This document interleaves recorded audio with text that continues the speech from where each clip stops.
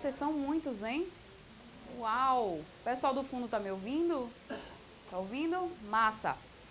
Bom, hoje eu tenho essa atribuição de discutir com vocês transição epidemiológica, porque a gente entende que para analisar um cenário de saúde, o cenário de saúde ele não ocorre isoladamente, né? Ele não aparece do nada, não é algo mágico que do nada, do dia para a noite, se configura toda aquela situação da forma como ela está. Todo processo, toda situação que a gente for olhar é fruto de um processo. E por isso que é preciso entender todos esses processos que a gente viveu, principalmente aí durante todo o século XX, até que a gente possa compreender onde estamos. Então, precisamos saber de onde viemos para que a gente possa compreender onde estamos. Todo mundo aqui já estudou epidemiologia? Já? Então, lembra aí, epidemiologia estuda o que mesmo? Saúde, o que mais? Fala alto. Indicadores, o que mais? Então, saúde, indicadores, o que mais? Prevalência, mortalidade, né? Morbidade, os agravos e seus determinantes. Olha que linda. É exatamente isso que a epidemiologia vai estudar. Então, se eu falo transição epidemiológica, eu estou propondo que eu vou estudar a transição em quê? Do perfil de morbimortalidade, do perfil também dos seus determinantes. Então, hoje a gente vai exatamente tentar entender quais foram os processos que contribuíram e quais foram as mudanças que a gente experimentou, principalmente ao longo de todo o século XX, nos perfis de mortalidade e de morbidade da população brasileira. Então, para a gente entender do que se morre, do que se adoece atualmente, a gente precisa entender do que se morria, do que se adoecia no passado e quais foram os processos que contribuíram para essas mudanças. Eu vou começar então pedindo desculpa, porque pelo que eu estou vendo, todo mundo aqui já estudou epidemiologia, então é possível que eu fale muita coisa repetitiva, mas a ideia é que a gente possa nivelar, que todo mundo possa falar a mesma linguagem. Mas para falar de transição epidemiológica, a gente precisa entender um pouco da transição demográfica que o nosso país viveu. Principalmente a partir da segunda metade do século XX, a partir lá dos anos 50, que a gente começa a experimentar uma grande mudança no perfil demográfico da nossa população. Principalmente com relação a alguns fatores que são muito importantes. Primeiro deles, a questão da queda da natalidade. Então, todo mundo aqui tem uma avó, ou um avô, que tem uma tia-avó que teve 12, 13. Quantos filhos aí? Quem é que vai bater o recorde hoje? 13? 21. Uau! Alguém vai bater o 21? Acho difícil, hein?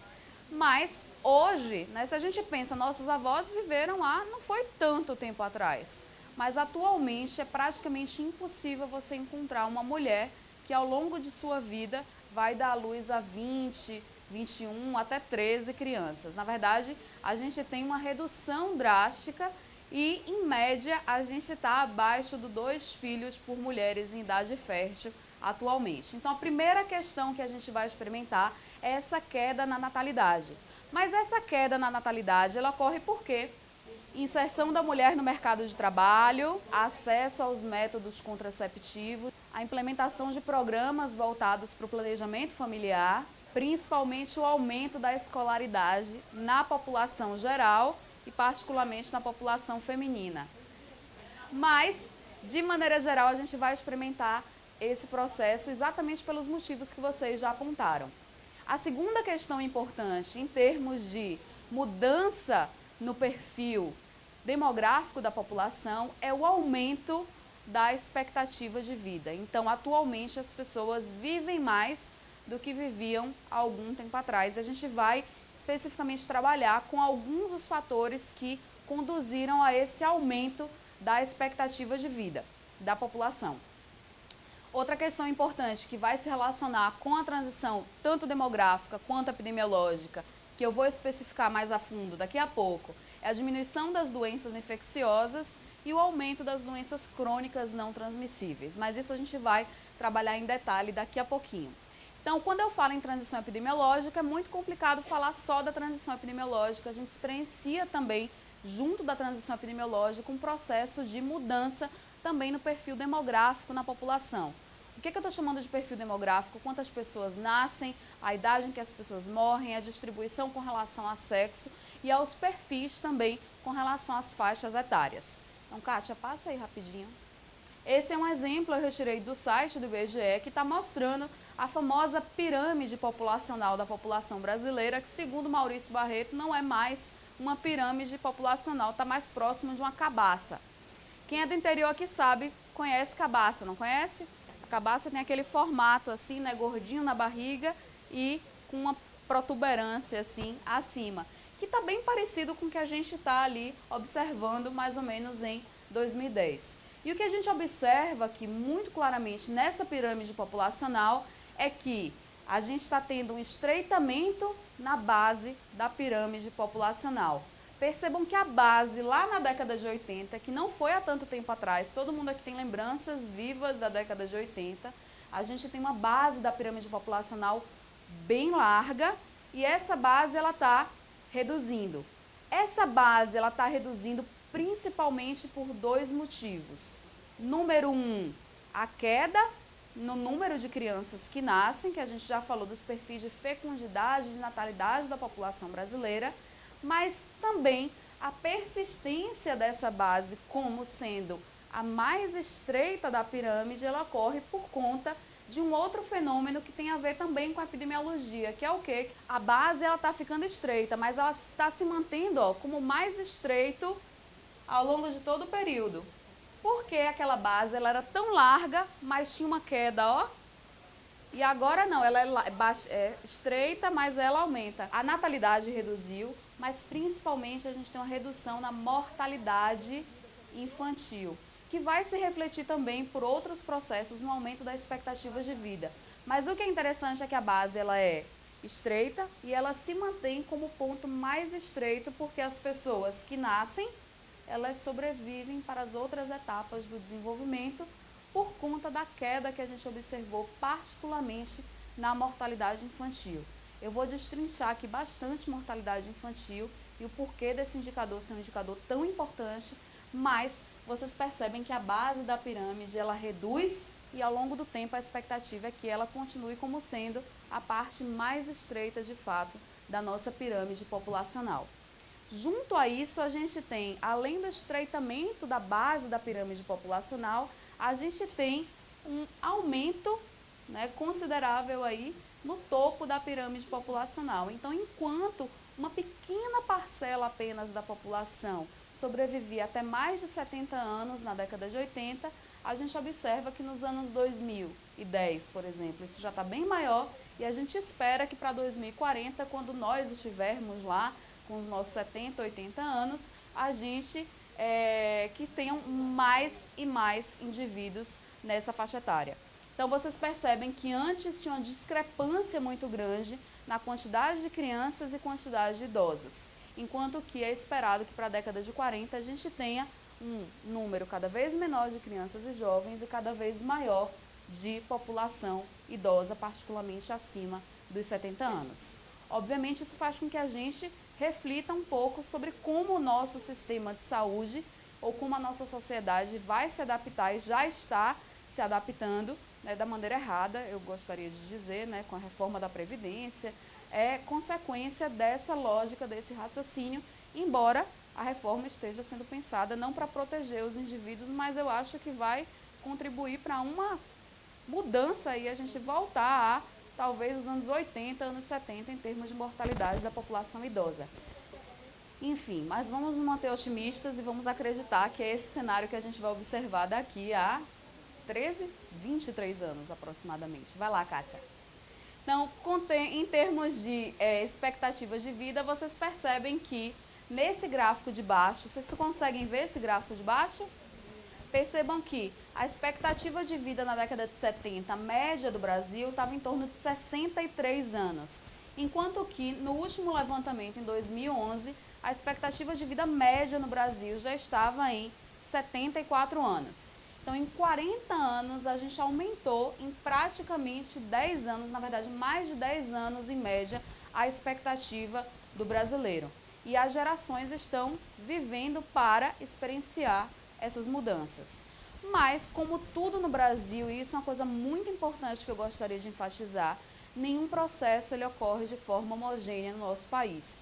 Nós temos um país de proporções continentais, com marcadas desigualdades sociais ao longo de todo o seu território.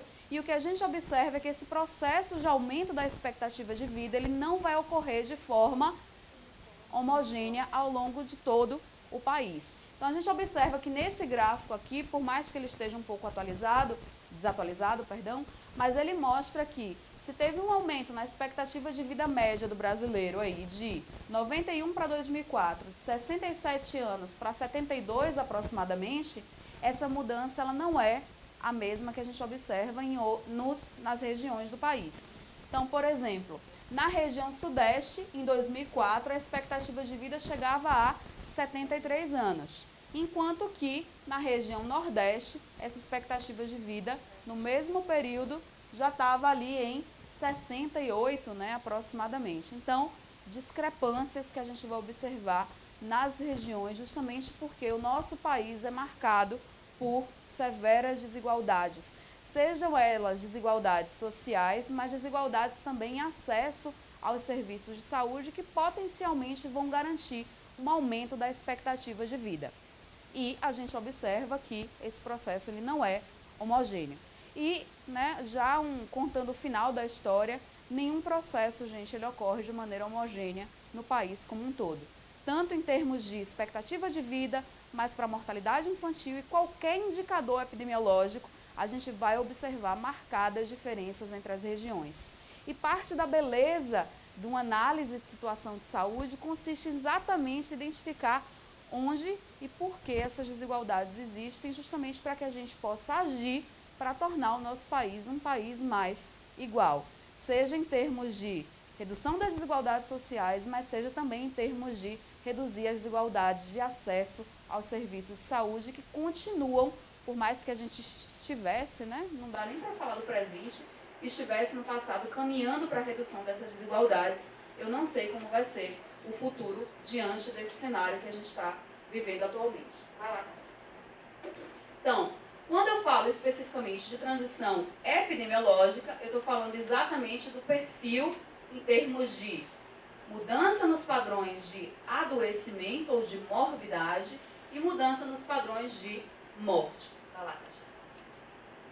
Então, primeira coisa que a gente vai falar em termos de mortalidade é mortalidade infantil. Mas vem cá, por que mortalidade infantil é um indicador tão importante da transição epidemiológica? Se a gente aqui, todos nós aqui fizermos um acordo, ok? De hoje até a semana que vem, ninguém vai comer nada, tá? A gente vai só beber água, talvez. Vamos lá, beber água. O que vai acontecer com a gente?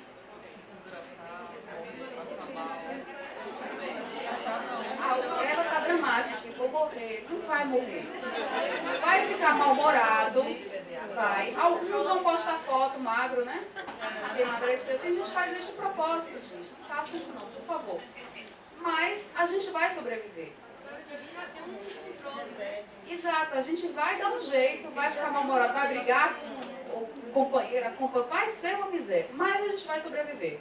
Enquanto que uma criança com menos de 1 ano, se a gente faz isso com um bebê de 6 meses, o que é que vai acontecer? Morre. Invariavelmente, morre. Então, os bebês ou as crianças até 1 ano, eles são o que a gente chama de um estágio de desenvolvimento de maior vulnerabilidade. E por isso, essa etapa do desenvolvimento acaba sendo um termômetro das condições de vida de um local. Porque se você priva uma criança de condições básicas de vida, a consequência mais óbvia que vai ocorrer é o óbito dessa criança. Então, o óbito infantil é um indicador de que sim, tem algum problema nas condições de vida naquele local. Está havendo privação nutricional, está havendo uma maior ocorrência de infecção, uma vez que essa população também é mais vulnerável a adoecimento, particularmente por infecções. Então, de fato, morte em crianças com menos de 1 ano vai ser aquele termômetro que a gente vai usar não só para comparar as condições de saúde, mas também as condições de desenvolvimento de um local. Então, quanto maior a mortalidade infantil, pior são as condições de vida e pior é o desenvolvimento de um local. E aí a gente observa que no Brasil, o que está acontecendo com a mortalidade infantil? Diminuindo. A mudança mais drástica que a gente experimentou, particularmente aí nesse final do século XX, foi a redução da mortalidade infantil. A gente observa aqui que na década de 30 e 40 ocorriam, em média, mais de 150 óbitos em crianças menores de 1 ano a cada 1.000 nascidos vivos. Atualmente, esse indicador para o Brasil como um todo está em cerca de 12 óbitos a cada 1.000 nascidos vivos. Então, observe, de 160, 170 óbitos a cada 1.000 nascidos vivos, a gente está num cenário de 12 óbitos a cada 1.000 nascidos vivos. Mas, como tudo no nosso país, essa mudança ela ocorre de maneira igual no país todo? Não. Então, Kátia, mostra aí o dado de mortalidade infantil. Só mostrando aqui, da década de 90, foi ontem, década de 90, para 2012, a gente tem uma mortalidade infantil que reduz de 50 óbitos a cada 1.000 nascidos vivos para aproximadamente ali 12 óbitos a cada 1.000 nascidos vivos. E o Brasil, por isso, passou de um ranking que ele estava mais próximo dos países da África subsaariana no passado e do sudoeste asiático para um cenário em que, em termos de mortalidade infantil, a gente está muito mais próximo dos países como os países europeus e os países norte-americanos. Então, de fato, a mudança maior que a gente vai experimentar em termos de transição epidemiológica é essa redução na mortalidade infantil. Kátia. Mas, voltando para aquele gráfico, esse aqui está um pouco mais atualizado, esse gráfico está mostrando como essa mudança ocorreu ao longo dos anos. Então, a gente tem azul clarinho ali, vocês estão enxergando? 1990, o azul médio, 2000, e o azul mais escuro, 2007. Em todas as regiões brasileiras, o que aconteceu com a mortalidade infantil? Diminuiu, reduziu. Então, isso é inegável. De fato, houve uma redução no país todo na mortalidade infantil. Mas foi igual? Não. Então, por exemplo, no Nordeste, percebam que em 2007, no Nordeste, estão visualizando aqui a coluna do Nordeste? Em 2007, que é o fim do período que eu estou observando, essa mortalidade infantil está maior do que no Sul, na década de 90. Só olhando esse gráfico, a gente consegue traduzir a situação ou contraste na situação de saúde nas regiões brasileiras. Apesar de ter caído bastante, mas ainda está como o Sul na década de 90. De fato, a redução da mortalidade infantil que a gente observa no país, particularmente a partir da década de 90, se deve principalmente pela melhoria das condições de vida da população brasileira, aumento da escolaridade da nossa população, a gente tem redução das desigualdades sociais, a gente tem a consolidação e ampliação da estratégia de saúde da família, que contribuiu para essa redução na mortalidade infantil, o aumento, e a implementação de estratégias para campanhas de imunização para as crianças também, políticas de combate à fome, Bolsa Família entra aí como um dos fatores que contribuiu para a redução da mortalidade infantil também. Então, de fato, foi um conjunto de ações, tanto ações voltadas especificamente para a área da saúde, como, por exemplo, a estratégia de saúde da família, ampliação em termos de pré-natal, acompanhamento da saúde da criança, mas também políticas que visavam, de maneira geral, a melhoria das condições da população, as condições de vida, principalmente as condições em termos de qualidade de vida, saneamento, escolaridade, trabalho. Então, o conjunto dessas ações, dessas estratégias, vai refletir uma redução da mortalidade infantil. E, consequentemente, a gente pode assumir, que houve uma melhoria no desenvolvimento do nosso país, uma vez que aquele termômetro que estava lá nos 40 graus, ele já reduz para uma temperatura ideal para que haja cada vez menos óbitos em crianças nessa faixa etária. E com a redução dos óbitos nas crianças nessa faixa etária, como essas políticas não são políticas voltadas especificamente para a redução da mortalidade infantil, a gente vai experimentar também uma redução na mortalidade de maneira geral no nosso país, uma vez que saneamento, condições de vida e escolaridade vão ser fatores associados com outras questões de saúde. Quando a gente está fazendo uma análise de situação de saúde, ou com relação a qualquer coisa, a gente tem sempre dois caminhos na vida, ok? O primeiro eu vou assumir que esse dado aqui, ele é verdade. E aí, sendo verdade, eu vou ter que explicar os motivos que justificam esse fenômeno. Então, primeira coisa isso é verdade, e qual é o porquê, o que está por detrás disso. Mas o outro lado dessa moeda será que esse dado de fato reflete a verdade? E aí eu vou ter que pensar também nos motivos que podem contribuir para que isso aqui não necessariamente traduza a realidade.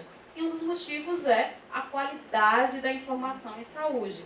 Será que está havendo subnotificação, por exemplo? Será que tem óbitos infantis que ocorrem que não são registrados oficialmente? É muito possível que sim, particularmente para a mortalidade infantil. Eu sou do interior, sou de Paulo Afonso, e eu lembro que quando eu era criança, eu visitava uma roça perto da cidade de minha avó, e tinha um jardim bonito, eu sempre gostei de planta, e aí eu ficava querendo brincar no jardim, minha avó não me deixava brincar naquele jardim da roça da irmã dela.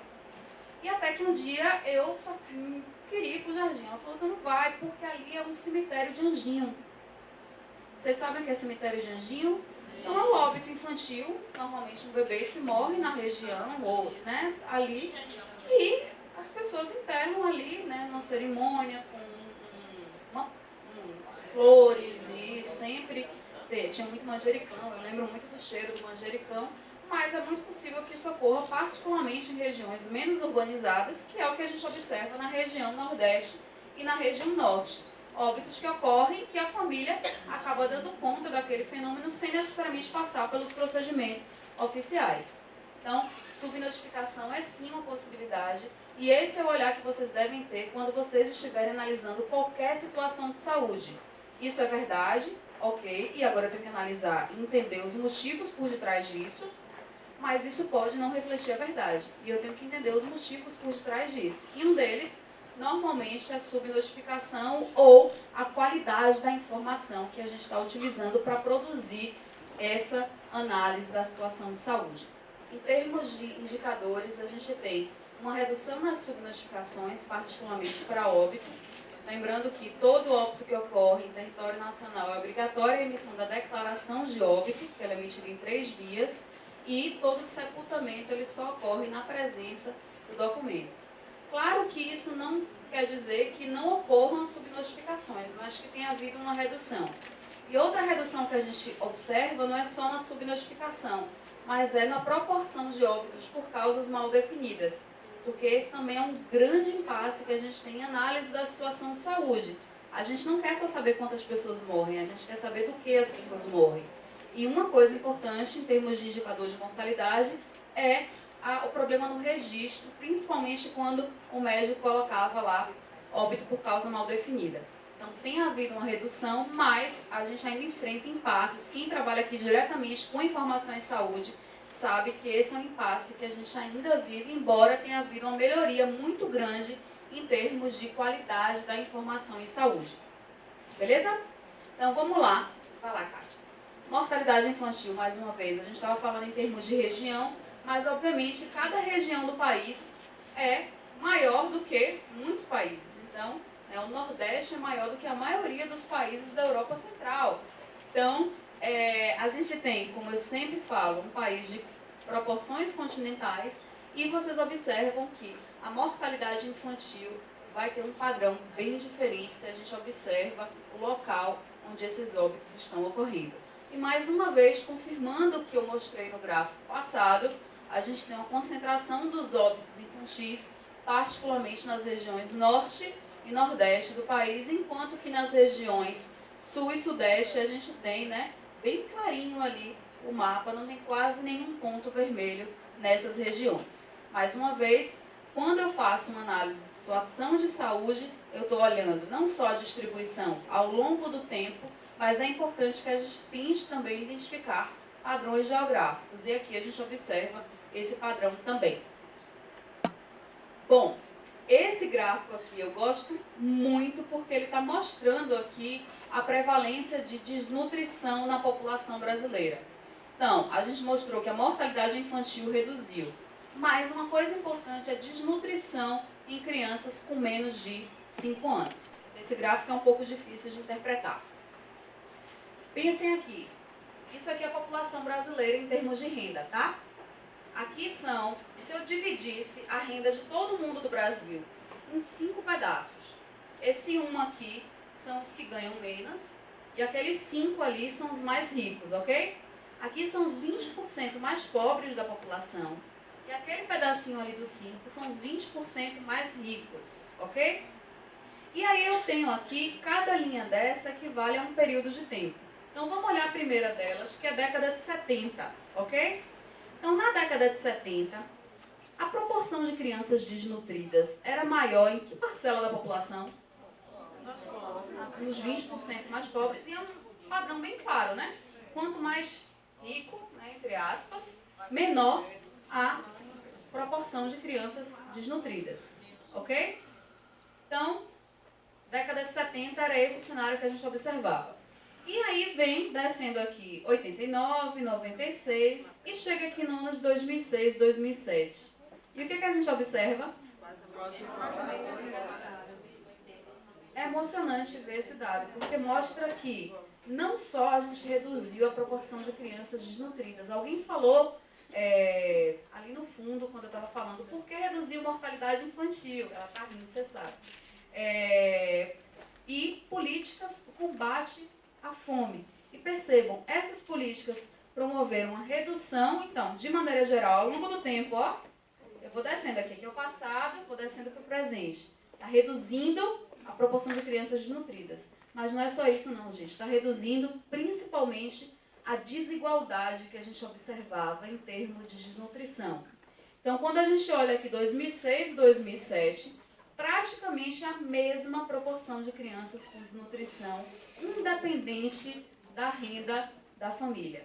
E isso diz muito, porque isso é um dado que indica redução da desigualdade social em algo que é básico, que é o acesso ao alimento. Se tinha criança desnutrida na década de 70, era principalmente porque a gente tinha uma desigualdade muito grande, principalmente quando a gente comparava aqui os mais pobres com os mais ricos da população. Isso quer dizer que a gente, em termos geral, é um país mais, né, que tem menos desigualdade de renda? Não. A desigualdade de renda ainda é um problema marcante no nosso país. Mas não é a desigualdade de renda que está contribuindo para que as crianças continuem desnutridas. São outros fatores aí que a desigualdade de renda vai contribuir para, e que de fato vai contribuir para ainda uma existência de desigualdades em termos de acesso ao serviço de saúde, ainda desigualdade de mortalidade, mas pelo menos houve uma redução na desigualdade em algo básico, que é acesso a alimento, particularmente na população mais pobre. Vamos lá. Bom, e esse aqui é um dos meus gráficos favoritos, que ele mostra exatamente qual foi a transição que a gente experimentou, não só em termos de mortalidade infantil, mas em termos de perfil de morte na população como um todo. Então foi bom ficar aqui porque eu também quero explicar esse gráfico. Esse gráfico aqui, ele está mostrando para cada período de tempo, tá vendo? Aqui é a década de 30, 40, 50, 60, 70, 80, 90, 2000, 2007. Aqui reflete do total de óbitos, quantos óbitos ocorreram por aquela determinada causa. Nesse caso aqui, a cada aproximadamente 10 pessoas que morriam no nosso país, 5 morriam por conta de doenças infecciosas. Então, ó, aproximadamente 50% da população brasileira morrendo na década de 30 por conta de doenças infecciosas. Esse padrão é um padrão que se manteve ao longo dessa tendência aí no século XX? Não. O que aconteceu? houve uma redução drástica aí em termos de morte por doenças infecciosas. Quer dizer que ninguém mais morre por doença infecciosa no nosso país? Não, mas é uma parcela muito pequena dos óbitos que é atribuível a doenças infecciosas. Então, a gente teve uma redução em termos de mortalidade por doenças infecciosas. E aí eu gostaria de destacar, em termos de redução da mortalidade por doenças infecciosas, as doenças que são imunopreveníveis foram as que mostraram uma maior redução. Com relação a outras doenças infecciosas, particularmente na década de 80, com o surgimento da AIDS e, consequentemente, um aumento também dos casos de tuberculose, a gente ainda tem casos, óbitos de indivíduos por conta de HIV, AIDS, tuberculose, embora a gente tenha estratégias no nosso país visando a redução dos óbitos por essas causas, que são estratégias que têm mostrado um sucesso parcial em termos de controlar os óbitos por HIV, AIDS e tuberculose. Particularmente das doenças infecciosas, então a gente tem uma redução nas doenças imunopreveníveis, e aí eu vou destacar sarampo, vou destacar as diarreias causadas por rotavírus, a gente destaca também uma redução por conta do acesso a tratamento que levava a muitos óbitos lá na década de 30, 40, 50, que o acesso ao tratamento vai promover uma redução nesses óbitos, e aí eu vou destacar também as hanseníase, leishmaniose, etc. Então, em termos de doença infecciosa, qual é o cenário que a gente encontra atualmente no país? Uma redução drástica nos óbitos, mas um perfil de morbidade que ainda permanece como um desafio para o nosso serviço de saúde. Por mais que muitas doenças infecciosas acometam a população, não sejam capazes de levar ao óbito, elas ainda contribuem muito para o perfil de morbidade.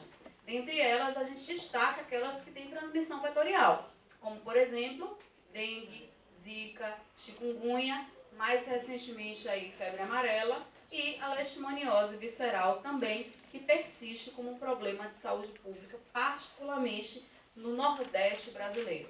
Então, com relação à doença infecciosa, está claro? Redução no perfil de mortalidade, porém o perfil de morbidade ainda impõe muitos desafios para os nossos serviços de saúde. Com relação a esse verdinho aqui, são as neoplasias, a gente observa que as neoplasias, junto com as doenças cardiovasculares, vão contribuir para a maior proporção de óbitos que ocorrem atualmente no nosso país. Então, se a gente pudesse falar assim, olha, do que se morre mais no país? De doenças crônico-degenerativas ou de doenças crônicas não transmissíveis. Dentre elas, a gente destaca as doenças cardiovasculares e as neoplasias como as principais causas de óbito. Esse artigo aqui é um artigo que eu recomendo que vocês leiam, um artigo do Lancet. A gente tem esse material, pode passar por e-mail para vocês, mas ele mostra que aproximadamente 72% dos óbitos que ocorrem atualmente no nosso país ocorrem por conta de doenças crônicas não transmissíveis. Eu vou mostrar esses dados daqui a pouquinho. Outra questão que assusta aqui nesse gráfico é a proporção de óbitos que ocorrem por causas violentas. Então, violência contribuindo aí cada vez mais para uma proporção de óbitos no nosso país e atualmente matando mais do que as doenças infecciosas, por exemplo. Só para vocês terem uma ideia, violência e acidentes de transporte na população masculina se configuram como, em conjunto, se a gente soma eles dois, como competindo aí com as doenças cardiovasculares como principal causa de óbito na população masculina. Okay? Na população feminina, a gente observa um perfil levemente diferente, com destaque para as doenças cardiovasculares e cerebrovasculares como principal causa de óbito nessa população. Então, esse gráfico aqui, ele traduz o que é que eu estou chamando de transição nos padrões de mortalidade da população brasileira. E resumindo, redução na morte por doenças infecciosas e um aumento na mortalidade por doenças crônicas não transmissíveis, com destaque aí para as doenças cardiovasculares e as neoplasias como as principais causas de óbito atualmente no nosso país. Beleza? Vai lá, Cátia. Oi.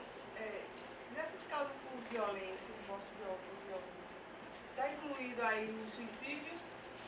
sim, inclui suicídio, embora suicídio contribua com uma parcela muito pequenininha aí desses óbitos. De fato, quando a gente observa as causas violentas, o que vai ter mais destaque aí são os homicídios, de fato. Então, os suicídios contribuindo aí com uma parcela bem pequenininha. Eu não sei atualmente como é que estão esses dados, mas os dados anteriores, porque a gente está observando um aumento geral na população no suicídio. Bom, mas como eu falei, 72% das mortes são atribuídas às doenças crônicas não transmissíveis, com destaque, como eu falei, as doenças cardiovasculares, as doenças respiratórias crônicas, diabetes, as neoplasias, enfim, as doenças renais também.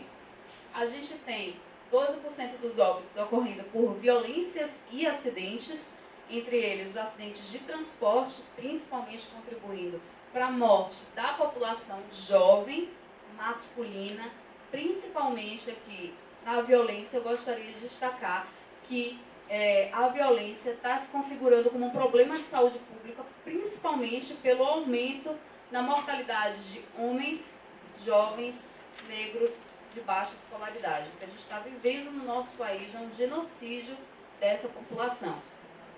E, obviamente, eu vou tratar esse tema daqui a pouquinho, falar especificamente sobre violência, tipos de violência, enfim.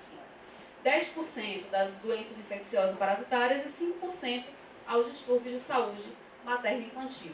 Enquanto que, no passado, esse cenário era completamente diferente.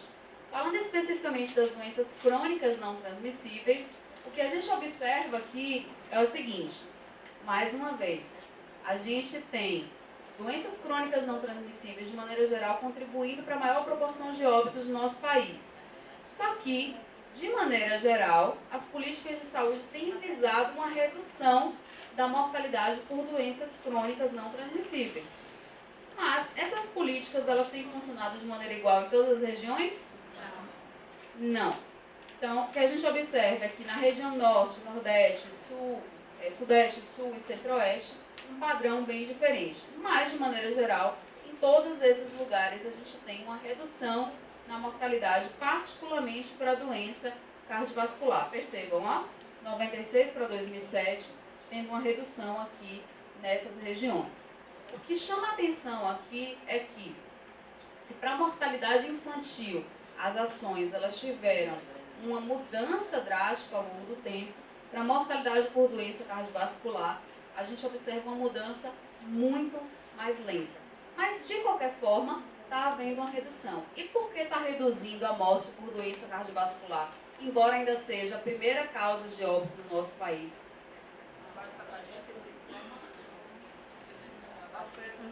Alguém falou uma coisa massa aí. Redução de fatores de risco, dentre eles o tabagismo. Perfeito. O Brasil é exemplo para o mundo em termos de políticas de saúde voltadas para a redução do tabagismo. Então, enquanto no mundo todo, quer dizer, no mundo todo não, mas em muitos países a gente observa um aumento do tabagismo, no Brasil a gente tem observado uma redução no tabagismo. Perfeito. O que mais? Acesso à informação. Acesso à informação. O que mais?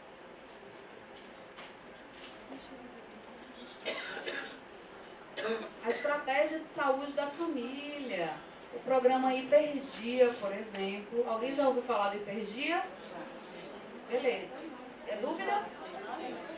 Então, o programa Hiperdia é voltado para o acompanhamento e controle de hipertensão e diabetes, a ampliação da estratégia de saúde da família e o acesso aos serviços também de alta complexidade que vão permitir essa redução nos óbitos por doença cardiovascular, embora a gente não tenha reduzido tanto quanto a gente gostaria e embora ainda existam marcadas diferenças entre as regiões brasileiras.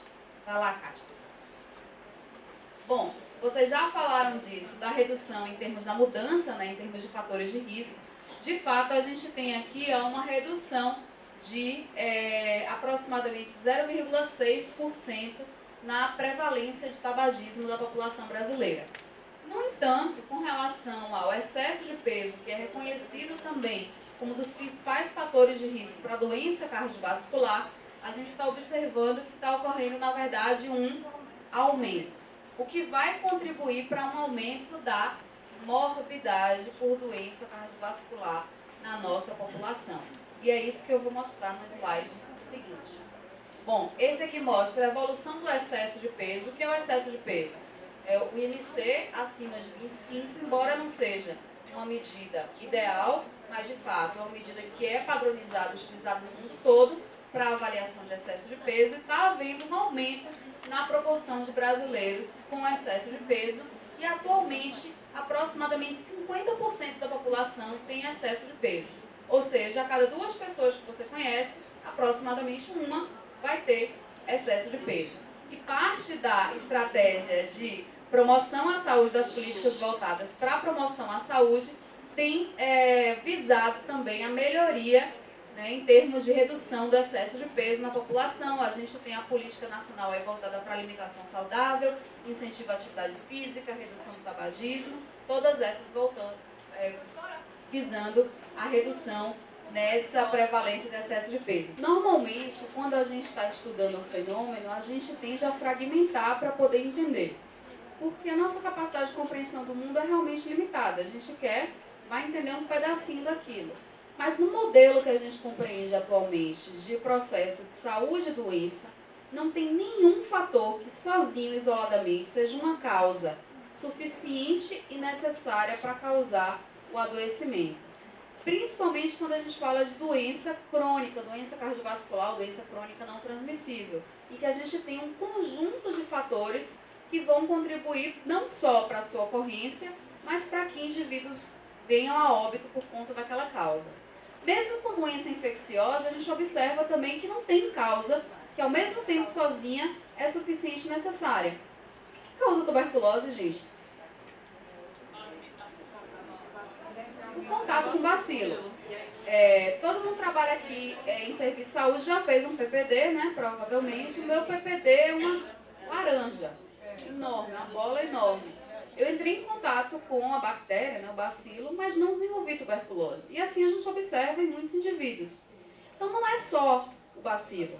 O bacilo é uma causa que ela é necessária, mas não é suficiente. E a análise da situação de saúde mostra que, na verdade, outros fatores vão contribuir muito mais para um padrão desigual que a gente observa na transmissão de qualquer doença, mas particularmente tuberculose.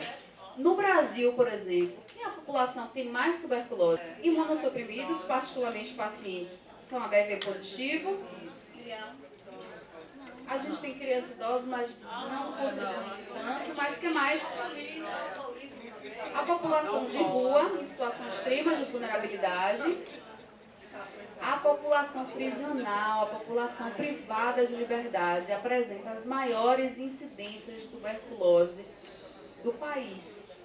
Então, a questão a gente está olhando uma causa, bacilo, então vamos pensar estratégia, mas não é só isso. Tem outros determinantes que vão contribuir para esse padrão desigual que a gente observa na apresentação das doenças. Então, de fato, a sensação que tem é que está cobrindo um santo, né? E descobrindo outro, mas na verdade o trabalho de análise de situação de saúde envolve reconhecer que a gente vai atuar ou compreender determinados fatores, mas que a compreensão de todos os fatores envolvidos na cadeia de causalidade, ela ainda é incompleta, ainda tem muita coisa que a gente precisa descobrir. Mas com um pouquinho que a gente descobre, a gente já pode implementar políticas e ações voltadas para a modificação do problema. Então, não é para desestimular vocês, porque, né, meu Deus, eu nunca vou conseguir entender tudo. Não, é que entendendo uma parte, a gente já consegue atuar sobre os problemas. Então, a gente reduziu, de fato, o tabagismo e, com isso, contribuiu para uma redução em uma parcela da população de doença cardiovascular, de doença crônica não transmissível.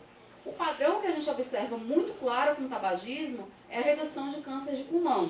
De fato, na população brasileira, particularmente masculina, tem havido uma queda na ocorrência de câncer de pulmão. Porém, aquela coisa, tem outros fatores que vão contribuir e não é só o tabagismo que está associado à doença cardiovascular. Beleza? Passa. Vamos lá. Obesidade no nosso país, pode passar, Kátia. Tem vários custos para o serviço de saúde e autores defendem que quando a gente fala de transição epidemiológica, particularmente para entender doença crônica não transmissível, a gente tem que falar sobre transição nutricional. Ou seja, se a gente quer entender de fato a saúde da população brasileira, a gente tem que entender que a gente viveu mudanças no nosso padrão demográfico, mudanças no nosso perfil epidemiológico, mas mudanças essas que foram influenciadas principalmente por uma transição nutricional. E essa transição mostra que sim, está havendo uma mudança nos nossos padrões alimentares, né, desde aí do meados do século XX. Vai lá, Kátia. Então, por exemplo, a gente passa o próximo, que tem gráfico. Pronto. Por exemplo, esse gráfico aqui mostra que na população brasileira, o total de calorias consumidas, aqui não dá para ver, mas é 1975. Vocês acreditam em mim? É 75. Então, a proporção de calorias que a gente consumia de alimentos processados, ou seja, biscoito, alimento pronto, embutido, refrigerante, ó, a proporção de calorias estava lá em torno de 5%. Enquanto que o dado mais recente mostra que essa proporção das calorias que a gente consome por conta de alimentos processados, ela está aumentando cada vez mais e de forma preocupante aumentando aí, principalmente durante a infância. Então, primeira coisa que a gente observa em termos de mudança no padrão nutricional, no padrão de alimentação da população brasileira, é o aumento no consumo de alimentos processados. E esses alimentos processados, naturalmente, são ricos em açúcar, gorduras, conservantes e sal, principalmente. E com relação ao consumo de alimentos de origem animal, particularmente as carnes, a gente observa aqui que está tendo um aumento também no consumo de alimentos de origem animal, particularmente as carnes também na nossa população. Olha lá, Kátia. Volta lá, volta 2, volta mais um, perfeito. Então, o padrão alimentar baseado, né, em consumo de cereais, feijões, raízes, tubérculos, tem sido substituído ao longo dos anos por um padrão em que está tendo aumento no teor de gorduras e açúcar, uma redução no consumo de frutas, legumes e verduras e tendo também um aumento com gasto total para consumo de alimento fora do domicílio, que consequentemente acaba aumentando o acesso e o consumo de alimentos processados e com alto teor de gordura, açúcar, sódio, etc. Vai lá. Bom, então, em termos de doenças crônicas não transmissíveis, a gente tem um cenário bem complexo, em que, de fato, dominam aí como principal causa de óbito no nosso país. As ações recentes voltadas para a redução têm mostrado um efeito, porém um efeito que, ocorre de maneira desigual ao longo de todo o país, mas 2, ainda não contribuiu para a redução nos óbitos como a gente gostaria, e, por outro lado, está tendo um aumento na morbidade por essas doenças, que vai, consequentemente, acarretar em gastos para os serviços de saúde, uma vez que essas doenças, elas são doenças crônicas que vão demandar cuidado e atenção ao longo de um longo período de tempo. Mas o outro problema que eu falei que a gente ia conversar hoje é a questão da violência. Esse mapa, ele mostra a distribuição dos homicídios no mundo todo. E o que a gente observa aí? A Organização Mundial de Saúde definiu os óbitos por causas de violências como uma prioridade em termos de saúde pública na América Latina. De fato, a gente observa que no nosso país existe, comparado com os outros países, um risco muito maior de óbito por causas violentas, particularmente aí a gente está falando de homicídio. Passa para o próximo, Kátia, por favor. Pronto. Então, esse gráfico ele mostra a proporção de óbitos aqui, o total de óbitos por causas externas. O que eu estou entendendo como causas externas? Eu estou colocando aí homicídio, eu estou colocando acidente de trânsito, suicídio, quedas, afogamentos, como é que fala aqui? Mortes não intencionais, porque o homicídio ele envolve intenção, né? Mas às vezes, né, mortes ou tipos de acidentes que ocorrem, né, de maneira não intencional, outros acidentes, enfim. Mas de todos os óbitos por causas externas, o que a gente observa é que a maior parte deles aqui, ó, ocorrem por homicídio. E ali a gente tem os acidentes. Sendo que, gente, olha o destaque, 83,5% 40% desses óbitos ocorrem em homens jovens. Camus, ele tem um livro chamado A Peste, que eu recomendo muito que vocês lerem. Ele conta a história da última epidemia de peste negra que teve na Albânia, na década de 40. Ele começa o livro dizendo assim: talvez a melhor forma de conhecer um lugar seja entendendo como as pessoas amam, como as pessoas trabalham e como as pessoas morrem.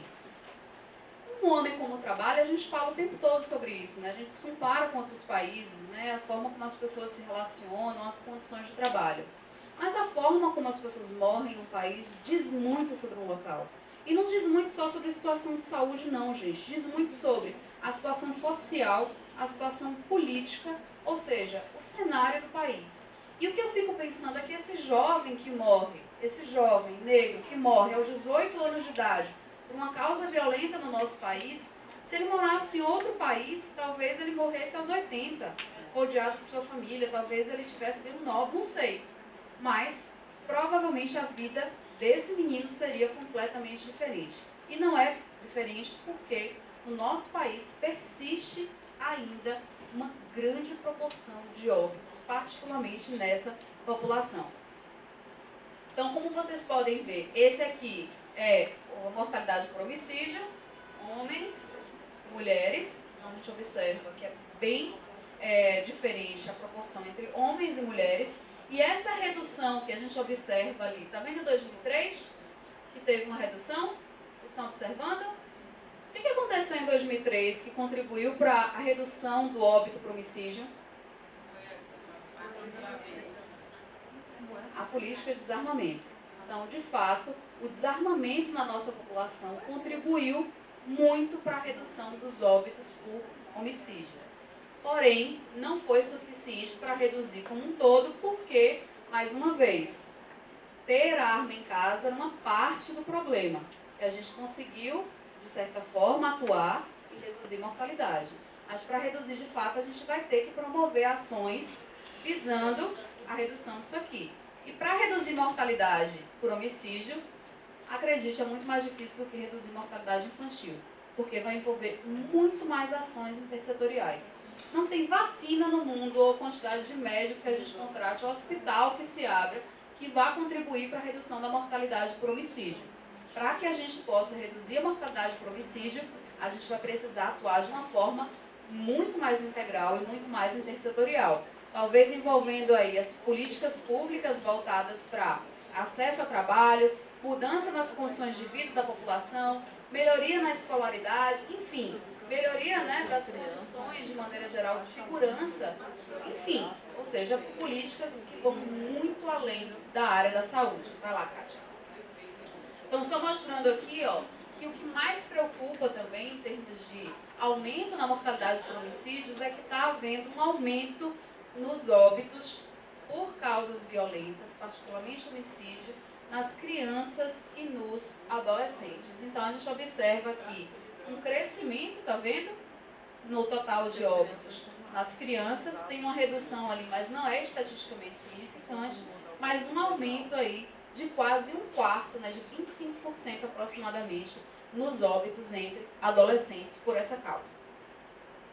Então, outro dado aqui mostra que está aumentando não só a mortalidade por homicídio, mas aumentando a participação de jovens nesses homicídios, ou seja, a proporção de jovens que morrem por essa causa.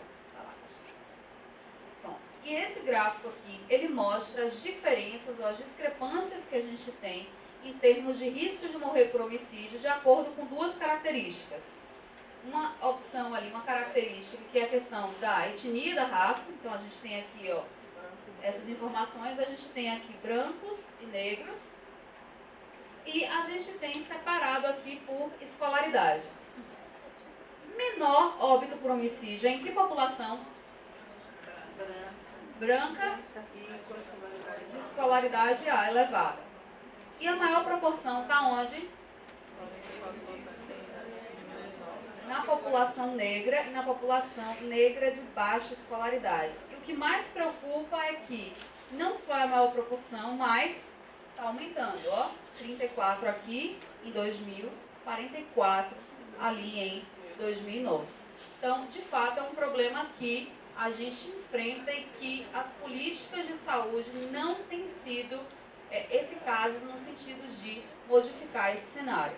Então, a gente tem uma redução leve ali dos óbitos por homicídio de maneira geral, mas que, se a gente observa especificamente o perfil desse homicídio, está tendo um aumento, particularmente na população mais vulnerável, que são os jovens negros de baixa escolaridade. Será que é porque a população negra é maior? Perfeito. Volta lá, Catinha. Volta mais um. Pronto. O que é interessante, percebam nesse gráfico, isso é análise de indicador de saúde. Quando a gente está falando em termos de indicador de saúde, a gente tem o evento de interesse, que é o óbito, mas a gente sempre vai comparar esse óbito com a população. Então, se eu falo assim para vocês, por exemplo, são quantos homens? Bicho, é difícil contar. Mas digamos que eu falo para vocês assim, gente, tem 2 pessoas aqui na sala que... pensa em uma coisa. Vou falar uma coisa horrorosa, né? São 2 pessoas aqui da sala que... Ai, Cris, como falar sem me comprometer? Tem 2 pessoas aqui da sala que só gostam de usar roupa vermelha. Pronto, ok? Só gostam de usar roupa vermelha. Na sala do lado, tem 5 pessoas que só gostam de usar roupa de qualquer cor, gente. Preta, azul, vermelha, amarela. Então, tem 2 pessoas aqui na sala que só usam roupa amarela. E na sala do lado, tem 5 pessoas que só usam roupa amarela. Ok? Não, vamos botar tudo amarelo, ok? Amarelo cá, amarelo lá. Beleza? 2 cá, 5 lá. E eu falo, gente, rapaz, está tendo mais gente que usa vermelho lá na sala do lado do que aqui. Ou amarelo. Mas, na verdade, esse tipo de análise, eu estou olhando o número bruto. Eu tenho que olhar o quê? A população. Então, de repente, na sala de lá, tem 1000 pessoas e a gente não sabe. Então, eu tenho sempre que olhar uma proporção. Então, quando eu falo a taxa está aumentando, significa que dos óbitos na população que se autodeclara como branca, está tendo uma redução ali, ou está mais ou menos a mesma coisa.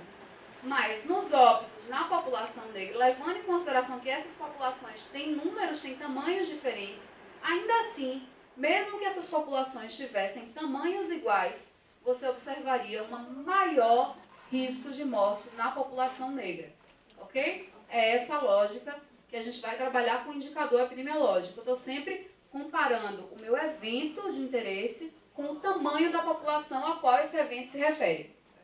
Beleza? Vamos lá, que eu já vi que meu horário está danado. Bom, roda o próximo. Então, só finalizando. Em termos de violência, a gente vê uma redução recente por conta, principalmente, do Estatuto do Desarmamento, porém, que não afetou de maneira geral, principalmente o risco de óbito na população jovem, negra, de baixa escolaridade. Com relação à morbidade, passando por o outro cenário para além da morte, a gente observa um cenário que é muito menos óbvio do que o cenário de mortalidade. Percebam que para a morbidade persistem ainda certos padrões na população. Eu estou falando aqui em termos de internação hospitalar.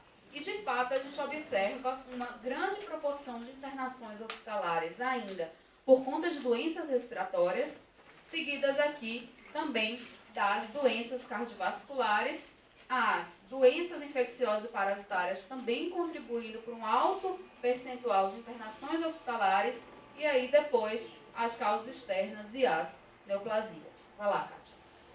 Então, para resumir isso tudo que eu falei, eu queria dizer que a gente tem uma redução na mortalidade infantil com aumento na expectativa de vida, porém que se apresenta de maneira desigual esses 2 fenômenos no país como um todo.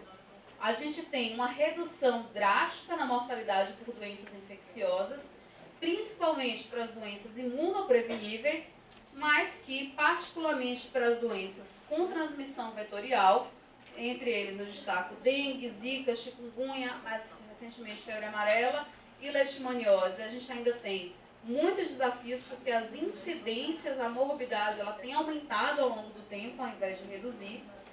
Com relação às doenças crônicas não transmissíveis, elas contribuem para a maior parte dos óbitos no nosso país, apesar da redução recente, mas tem havido um aumento na morbidade, principalmente por conta do aumento da proporção de população com sobrepeso e obesidade.